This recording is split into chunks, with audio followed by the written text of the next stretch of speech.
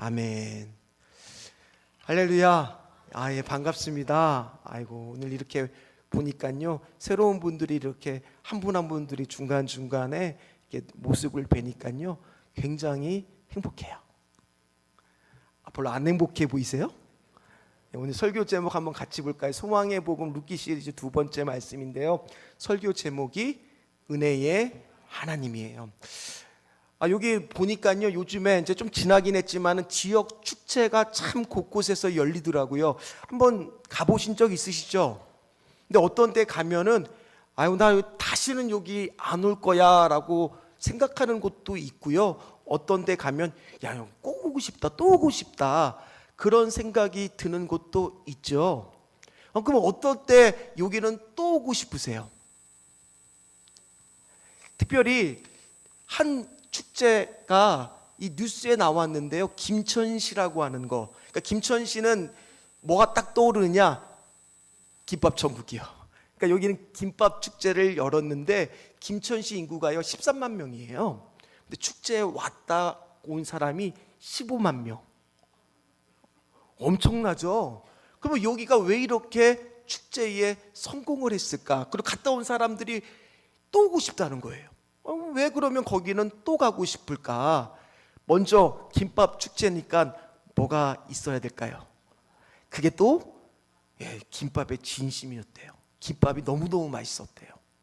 근데 김밥만 맛있었던 게 아니라 축제 때 갈 때마다 사람들이 이 세 가지를 굉장히 불편해했는데 이 세 가지를 과감히 없앴대요. 그 세 가지가 뭔지 아세요? 하나는 뭐냐면, 개막할 때 보면은 축사 같은 것들이 너무 순서가 많았대요. 그리고 정치인들이 와서 얘기를 하다 보니까 아예 그 두 가지를 싹 없애서 개막식이 없었고, 개막식 대신에 공연으로 대체를 했고, 그러다 보니까 정치인들이 안 오니까 의전이 없었습니다. 그리고 가장 중요한 거 뭐가 없었느냐? 바가지가 없었대요. 사람들이 바가지를 안 당하니까 너무너무 좋아서 다음에 또 오고 싶더라는 겁니다. 아마 여기 초청되어 오신 분들도 만약 내가 교회를 정하였다면, 그리고 교회를 찾고 있다 그러면 이 교회는 내가 다시 한번 오고 싶다, 이런 생각이 드는 교회도 있을 겁니다. 물론 교회들은요 다 하나님이 임재하세요. 그런데 요한계시록에 보면 소아시아 7교회가 나오는데 어떤 교회는 칭찬을 받아요. 근데 어떤 교회는요 책망을 받더라는 거예요. 그럼 여러분들은 만약 교회를 꼭 정하셔야 되고 내가 다니려고 한다면 어떤 교회로 정하시겠습니까? 왜 그러세요? 저 같으면요 은혜가 있는 교회를 다닐 겁니다. 그 교회를 갔더니만 하나님의 은혜가 있는 거예요. 오늘 루키 말씀을 보면 이 엘리멜렉이라고 하는 한 가정이 나와요. 평범한 가정입니다. 그런데 그 가정이요 이사를 갑니다. 왜냐하면 자기가 살던 베들레헴에 흉년이 들어서 먹을 것이 없거든요. 그래서 옆에 있는 모압 땅으로 잠깐 흉년을 피하려고 이사를 갔는데 거기가 너무 좋은 거예요. 너무 살기 좋은 거예요. 그래서 짐을 아예 풀어버렸어요. 거기서 살기로 마음을 먹었습니다. 그런데요, 그렇게 마음을 딱 먹고 있었는데 남편 엘리멜렉이 죽고 말았어요. 그러니까 졸지에 나오미는 뭐가 된 거냐? 싱글맘이 된 거예요. 지금도 싱글맘이 이제 딱 보니까 어린 두 아들을 키워야 되는데, 지금도 여자분 혼자가 아이를 키우는 게 쉽습니까? 어렵습니까? 어렵잖아요. 그 당시에는 남성 중심 사회예요. 그러니까 여자가 싱글맘이 아이 둘을 키운다는 것은요, 지금 그 가정이 어떤 가정으로 된 거냐? 최고 약한 가정, 사회적으로 경제적으로 어려운 가정이 되었다라는 소리예요. 그럼에도 불구하고 나오미는 삶을 포기할 수 없어요. 왜 그랬을까요? 어린 두 아들이 자기 손을 꼭 잡고 있으니까 이 아들들을 키워야 되잖아요. 그래서 아마 죽기 살기로 열심히 키웠을 겁니다. 그런데 아이들이 10년이 지나고 나니까 어렸던 아이들이 훌쩍 커버렸겠죠. 그리고 나서는 그 아이들을 이제 장가를 보내는데 외국인 며느리를 얻습니다.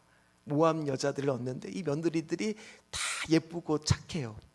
그러면서 나오미는 생각했을 겁니다. 야, 이제 이들과 함께 한 상에 둘러서 밥을 먹으면서 뭔가 커다란 욕심을 부르기보다는 손주들 안고 즐겁게 밥을 먹는 그런 행복한 상상만 하면 입가에 절로 미소가 지어졌을 겁니다. 이제야 내 인생이 조금은 풀리는 것은 아닐까. 고생은 이제 끝났겠지. 행복을 기대해도 되겠지. 여기 있는 분들도 그렇지 않습니까? 뭔가 엄청난 욕심들이 있으세요? 다 뭐냐? 조금만 더거든요. 내가 조금만 더 건강했으면 좋겠다.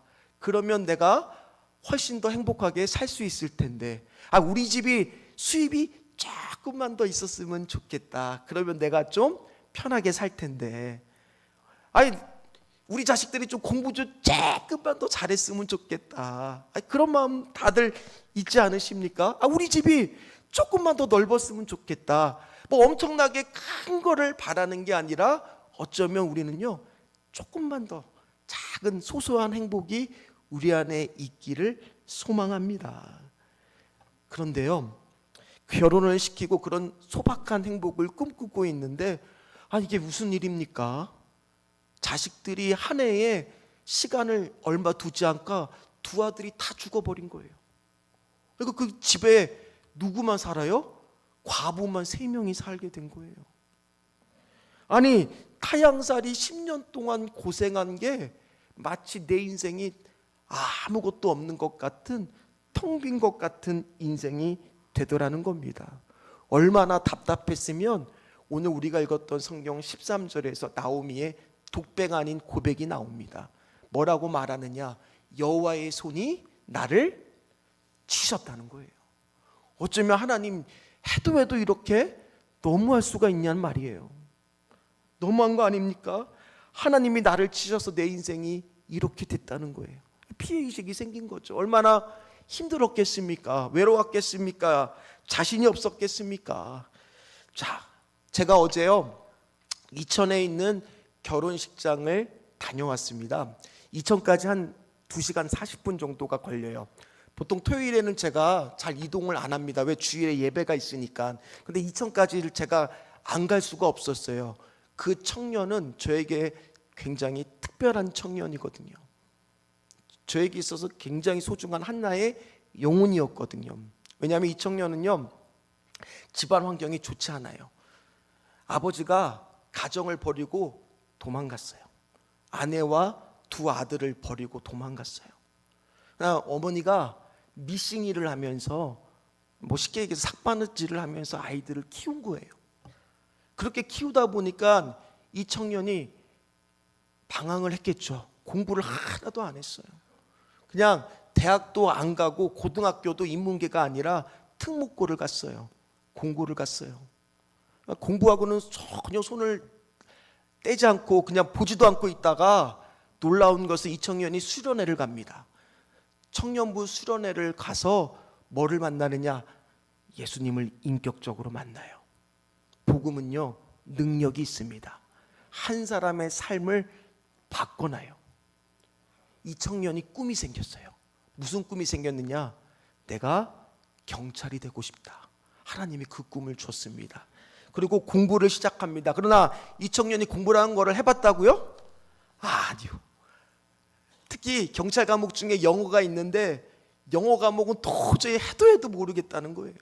그런데 심지어 가정 형편이 어려우니까요, 낮에는 공부를 하고 밤에는 배달 라이더를 했어요. 공부가 제대로 됐겠습니까? 몇 년을 해도 계속 떨어지는 거예요. 어느 날은 너무너무 힘들었나 봐요. 저한테 전화가 왔어요. 한 번도 그런 모습을 본 적이 없는데 이 전화기 너머로, 수화기 너머로 울먹울먹거리는 거예요. 목사님 하면서. 근데 가만히 생각해 보니까 이대로 두면은 혹시나 얘가 나쁜 밥 먹을 수 있잖아요. 안 되겠다. 당장 우리 집으로 오라 그랬습니다. 그러면서 저도 나가서 따뜻한 밥이라도 좀 지어 먹이면 마음이 좀 위로가 되잖아요. 그래서 저도 평상시에 안 먹는 돼지고기를 안 짚고 소고기를 짚었어요.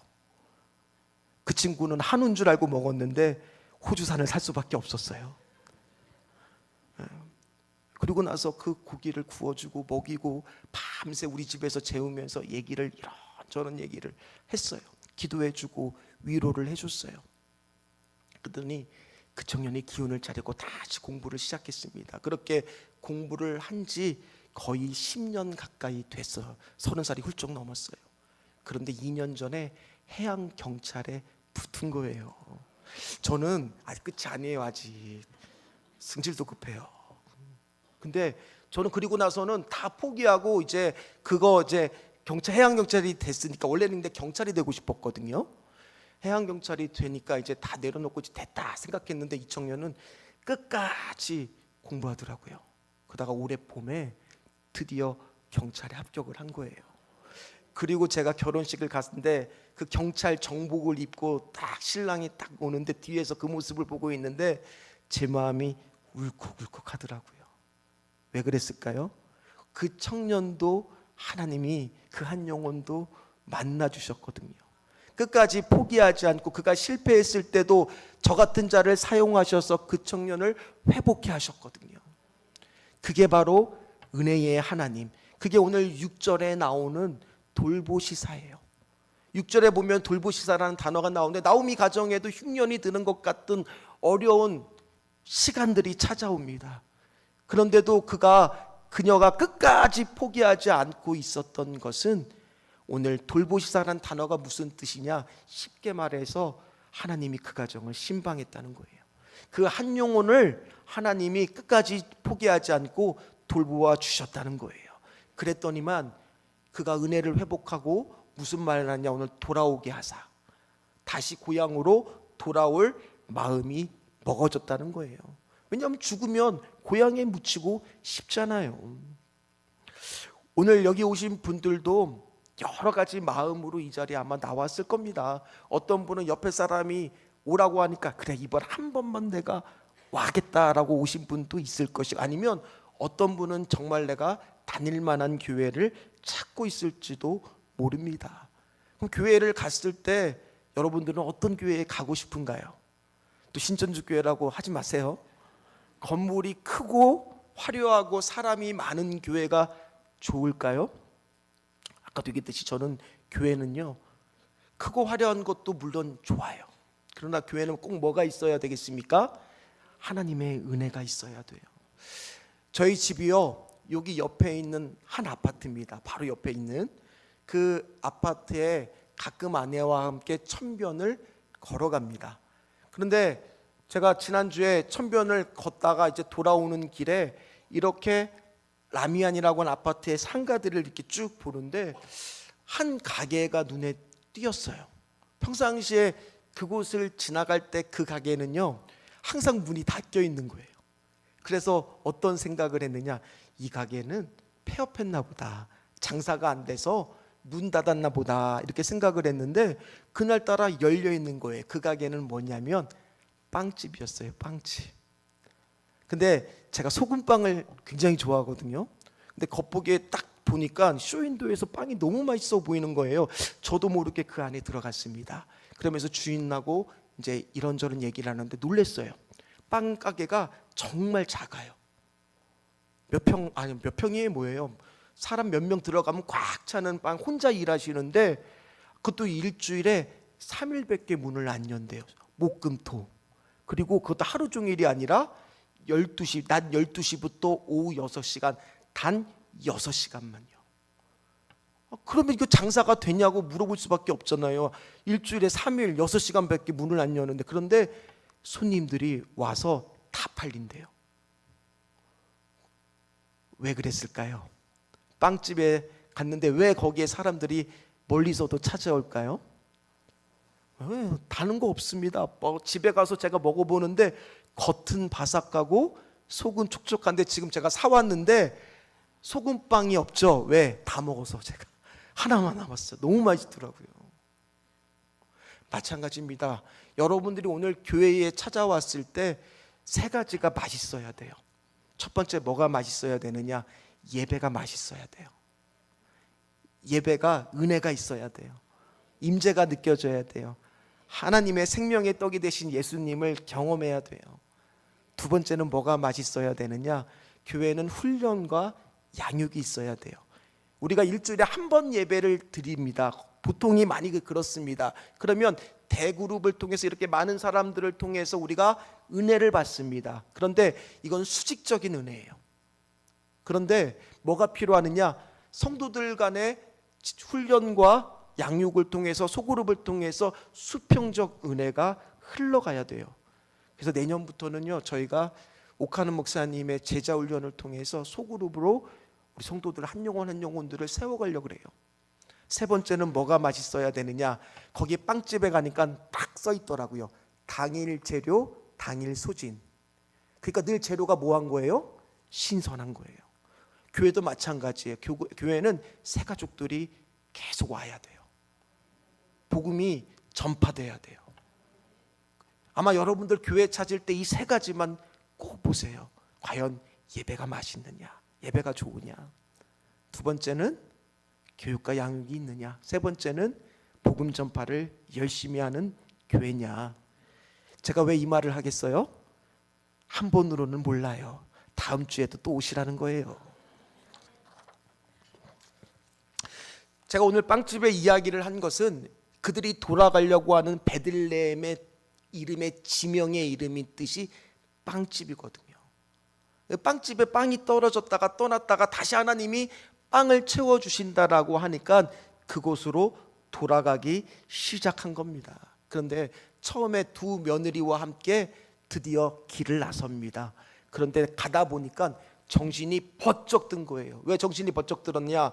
가만히 보니까 본인은 고향으로 돌아가는 거잖아요. 근데 두 며느리는 뭐예요? 고향을 떠나 타향살이가 시작되는데 타향살이 어려움을 누가 가장 잘 알아요? 시어머니가 알고 있잖아요. 두 며느리가 갑자기 안 돼 보이는 거예요. 그래서 그들에게 말합니다. 사랑하는 마음으로 말합니다. 8절 말씀을 한번 같이 읽겠습니다. 나오미가 두 며느리에게 이르되 너희는 각기 너희 어머니 집으로 돌아가라. 너희가 죽은 자들과 나를 선대한 것 같이 여호와께서 너희를 선대하시기를 원하며. 선대라는 단어가 익숙하지 않을 겁니다. 그리고 심지어 여기 앞에 선대와 뒤에 선대는 뜻이 달라요. 앞에 선대는요, 쉽게 얘기해서 이겁니다. 며느리들이 남편과 자기 아들들이나 시어머니한테 선하게 잘 대해줬다는 거예요. 잘 했다는 거예요. 그러니까 늘 나오미에선 이 두 며느리가 이쁜 거예요. 11절 말씀을 보면 며느리를 향해서 며느리라고 안 하고 딸들아 그래요. 내 딸들아. 우리도 다 보면 며느리 들어왔을 때 시어머니들 다 결혼식장에서 안아주면서 뭐 사무라고 다 주례자들이 얘기를 보통 해요. 딸처럼 여기라고. 그런데 신기하게 며느리들이 시집만 오면 이 나물도 안 먹어요. 무슨 나물인 줄 아세요? 어떻게 아세요? 시자가 들어가는 거. 근데 지금 보니까 관계가 너무 좋은 거예요. 뭐라고 말하고 있는 겁니까? 니들이 나를 이렇게 잘 대했으니 지금 축복을 빌어주는 겁니다. 뭐라고 말합니까? 여호와께서 너희를 선대하시기를 원한다. 여호와께서 너희를, 이 선대는 헤세드라고 하는 단어인데 쉽게 말하면 은혜입니다. 하나님이 너희에게 뭐 베풀어 주시기를 원한다고요? 은혜 베풀어 주시기를 원한다. 축복하고 있더라는 거예요. 나는 이제 아무 희망이 없지만 너는 하나님의 은혜로 새롭게 가정을 이루고 출발하라는 거예요. 이거 쉬운 일일까요? 이거 쉽습니까?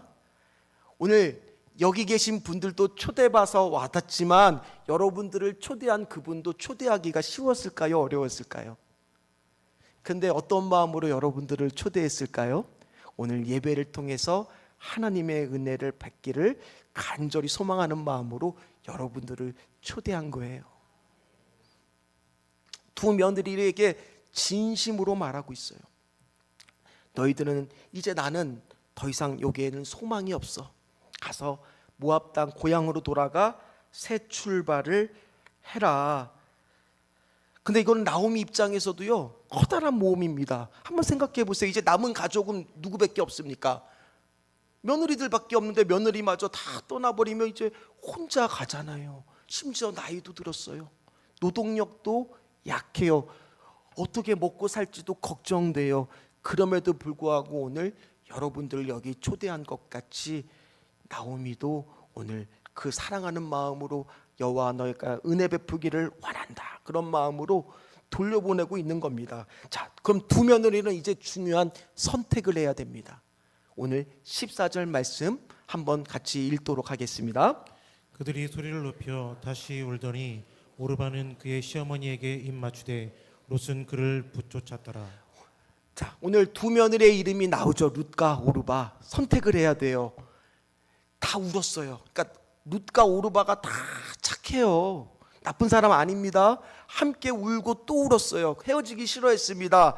그런데 오르바는 어떤 선택을 하느냐? 현실적이고 합리적인 선택을 합니다. 한번 그림 볼까요?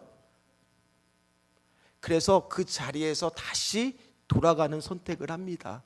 오르바를 누가 욕할 수 있겠습니까? 근데 룻은요, 어떤 선택을 하느냐? 합리적이고 현실적인 선택이 아니라 믿음의 선택을 해보려고 하는 거예요. 그래서 뭐라고 많이 오늘 14절 말씀에 그걸 뜻하는 단어가 붙쫓았더라예요. 붙쫓았더라. 그 말은 무슨 말이냐? 우리가 포스트잇 같은 거 쓰다 보면 포스트잇의 특징이 뭡니까? 뗐다, 붙였다 할 수 있잖아요. 근데 여기 붙쫓았다는 뭐냐 하면 하나가 되게 하다는 거예요.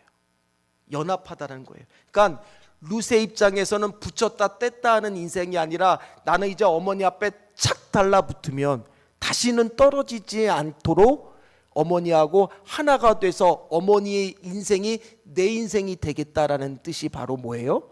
붙쫓았다는 거예요. 오늘 여기 계신 분들도 이제 선택을 할 거예요. 어떤 분은 오르바처럼 선택을 할 수도 있어요. 욕할 수 없습니다. 그럼 어떤 분은 어떤 선택을 할 수 있습니까? 룻과 같은 선택을 할 수도 있습니다. 그런데 하나님은요, 오늘 그 착한 오르바는 오늘 말씀 그 이후로는 등장하지 않아요. 어떤 사람을 하나님은 계속 기억하시느냐? 붙쫓아다던 룻을 사용하신다라는 겁니다. 오늘 여기 계신 분들도 저는 이 자리가 그래서 기도합니다. 하나님, 은혜가 있는 자리 되게 하여 주시옵소서. 다시 그전에는 포스트잇처럼 뗐다 붙였다 했다면 이제는 예수님을 붙쫓는 인생이 되게 하여 주시옵소서.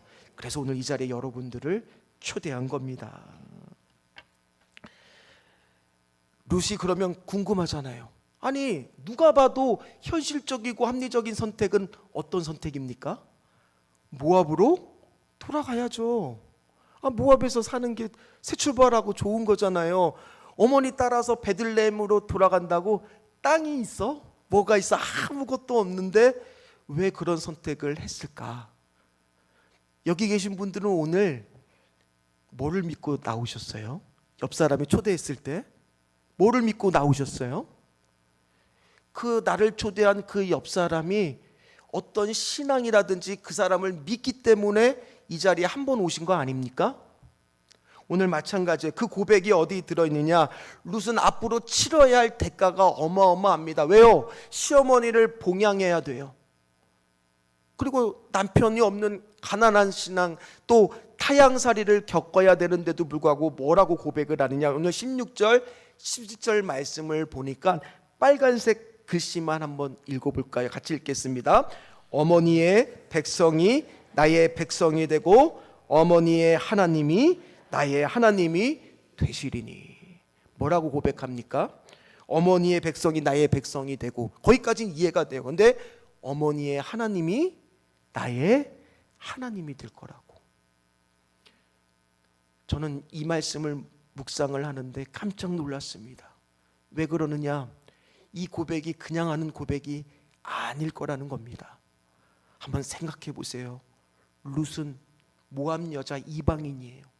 그런데 갑자기 어떻게 이렇게 어머니의 하나님을 믿겠다라고 말할 수 있었을까? 이거는 한 번 보고 나서 결정한 것이 아니라는 거예요. 바로 뭐냐? 어머니 오르바를 옆에서, 어머니 나오미를 옆에서 계속 보니까 분명히 남편이 죽었어요. 아들들도 다 죽어버렸어요. 정말 텅 빈 것 같은 인생. 특별히 제가 추측컨대 이때 나오미는 아마도 한 50대쯤 되지 않았을까. 애들 키우고 나서 결혼까지 시킨 것을 봤을 때 50대 이상이었을 거예요. 그러면 여자들이 보통 50대가 되면 뭐가 와요? 갱년기가 오잖아요. 그러면 그때 외롭기도 하고 괜히 마음이 허전한 것 같고, 지금도 그렇잖아요. 50대쯤 되면 남편은 진짜 남편이 되더라고요.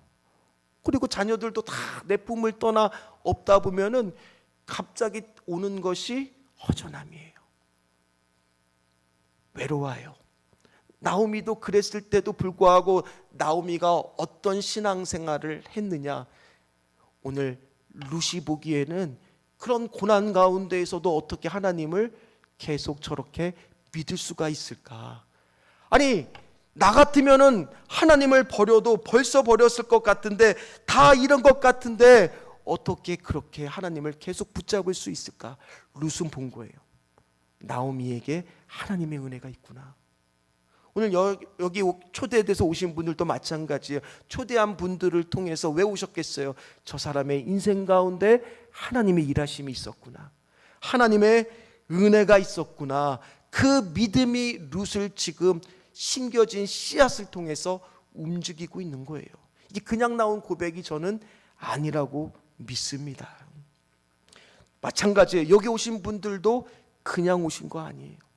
오늘 하나님이 여러분들의 심령 가운데 씨앗을 심겨줬을 겁니다. 그래서 이 자리에 믿음으로 움직이신 거예요. 우리 인생 가운데도요, 때때로 살다 보면 모압에 처해서 이렇게 다 텅 빈 것 같은 인생에 때가 올 때가 있습니다. 내가 선택했지만 아무것도 남은 것 같지 않고, 하나님은 멀게만 느껴지는 것 같고, 그런데도 그때도 하나님은 오늘 나오미의 인생을 포기하지 않았습니다. 나오미의 인생을 붙들어 주셨습니다. 마찬가지로 하나님은 여전히 오늘 저와 여러분들을 붙들어 주시는 은혜의 하나님이라는 겁니다. 저는 말씀을 준비하면서 분명히 나오미는요, 얼마나 그런 생각을 많이 했을까? 왜 내 삶은 이렇게 버거울까? 왜 이렇게 내 삶은 꼬여 있을까? 초라할까? 왜 이렇게 내 삶을 선택한 것처럼 선택했는데도 왜 아직까지 나는 여기에만 있을까? 그런데도요, 그가 그 자리에 있었던 이유는 하나님이 그를 붙들어 주셨기 때문이에요. 여전히 은혜의 하나님이 그를 붙들어 주셨기 때문이에요. 오늘 여기 계신 분들 중에 때때로 내 삶이 나오미와 같은 분들도 있을지도 몰라요. 아니면 룻과 같은 상황에 지금 처해 있는 분도 있을지도 몰라요. 중요한 건 오늘 여러분들이 이 자리에 왔다는 거예요. 하나님의 은혜가 있다는 거예요. 저는 어제 결혼식 갔다 왔다고 말씀을 드렸잖아요. 이천까지 그 길이 한 2시간 40분. 뒤에 이제 아내와 자녀들 둘을 데리고 다 같이 갔어요. 그런데 가다 보니까 애들은 다 자더라고요. 심지어 아내까지 자요. 그래서 혼자 뭐를 했느냐, 말씀을 들었어요. 한 목사님의 설교를 들으면서 가는데, 그 목사님이 자신이 어떻게 목사가 되었는지를 간증을 하시더라고요. 근데 그 간증을 들으면서 문득 차 안에서 혼자, 저도 운전을 하면서 무슨 생각을 했냐, 저의 목사가 되었던 그 순간들이 떠오르기 시작했어요. 저는 남들이 부러워할 만한 대학을 나왔습니다. 대학원도 나왔습니다. 그리고 나서는 제 꿈은 돈 잘 버는 사람이었어요. 저 장가도 30살 이전에 가려고 그랬어요. 잘 먹고 잘 사는 게 제 인생의 목표였습니다. 그런데요, 하나님이 그거를 안 들어주시더라고요. 계속 제가 왜 그 결혼한 그 경찰 청년을 저는 이해할 수가 있었느냐, 저도 몇 년 동안 시험을 보고 계속 공부를 했었거든요. 근데 그때마다 하나님이 길을 막았어요. 그리고 나서 제가 어디로 가느냐, 마치 나오미가 가정이 모압으로 간 것처럼 저는 용인이라는 곳으로 갔습니다. 그곳에서 학생들을 가르쳤어요. 가르치는데 저의 교회의 한 분이 자꾸 저만 보면 뭐라고 하느냐, 목사가 되래요. 아니, 우리 어머니도 그런 말을 하신 적이 없고 아버지도 그런 말을 안 하는데 그분은 자꾸 저만 보면 기도 응답을 받았다는 거예요. 근데 제가 그때마다 무슨 소리냐고, 나는 안 받았는데 무슨 소리냐 그러면서 안 간다고 막 그랬습니다. 그런데 그렇게 신앙생활을 하는데 어느 날 기도를 하고 또 처음으로 제 인생을 어떻게 앞으로 살아야 될까를 저도 고민하기 시작해요. 어떤 선택을 해야 될까? 그때도 역시 목사가 되겠다는 생각은 1도 없었습니다. 그런데 그때 어떤 말씀이 떠올랐느냐? 요한복음 21장의 말씀이 떠올랐어요. 그 말씀은 뭐냐? 베드로 한 영혼을 위해서 예수님이 베드로를 찾아갑니다. 찾아가서 베드로한테 묻습니다. 네가 나를 사랑하느냐? 3번에 걸쳐서 묻어요. 근데 그 질문을 저한테 했었어요. 네가 나를 사랑하느냐? 네가 나를 사랑하느냐? 왜냐하면 베드로도 그때는 인생의 방향과 목적을 다 잃어버린 상태였거든요. 그런데 그 부활의 주님이 베드로한테 묻었을 때 베드로가 주님 아시잖아요. 내가 주님 사랑하시는 거 아시잖아요. 저도 똑같은 대답을 했어요. 그랬더니 뭐라고 말씀하시느냐? 내 양을 먹이라. 방향과 목적을 알려주셨어요. 복음이 능력이 있어요. 그 순간 저도 모르게 제 마음이 무너졌어요. 그리고 나서는 내가 목회의 길을 가야겠다 마음을 먹었거든요. 그러면서 그 목사님이 그 찬양을 부르는데 저도 모르게 눈가가 촉촉해지더라고요.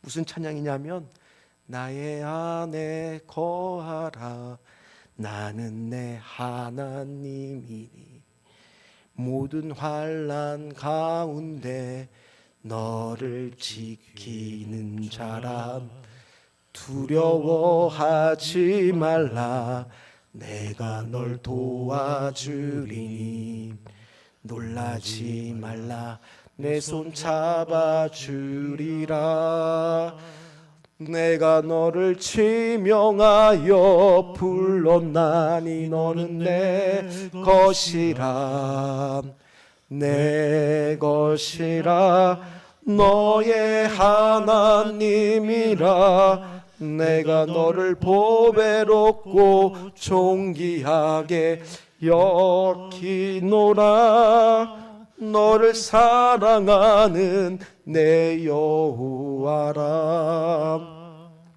하나님은요 나오미만 한 영혼만 만나주시는 게 아니더라는 겁니다. 베드로의 실패 가운데에서도 그 한 영혼을 만나주셨고요. 오늘 그 청년의 삶 가운데에서도 만나주셨고요. 오늘 저의 실패하는 삶 가운데에서도 포기하지 않으시고 만나주셨어요. 그래서 제가 오늘 이 자리에 여기에 있는 거거든요. 하나님은 우리의 실패를 실패로 끝내는 분이 아니세요. 하나님의 은혜로 다시 마무리하시는 분이에요. 하나님 우리를 두렵게 하시는 분이 아니세요. 은혜로 회복시키시는 분이라는 거예요. 때로는 현실보다 두려운 믿음을 선택할 때가 있습니다. 두렵죠. 그러나 기억해야 될 것은 그때마다 하나님의 은혜가 있다는 사실입니다.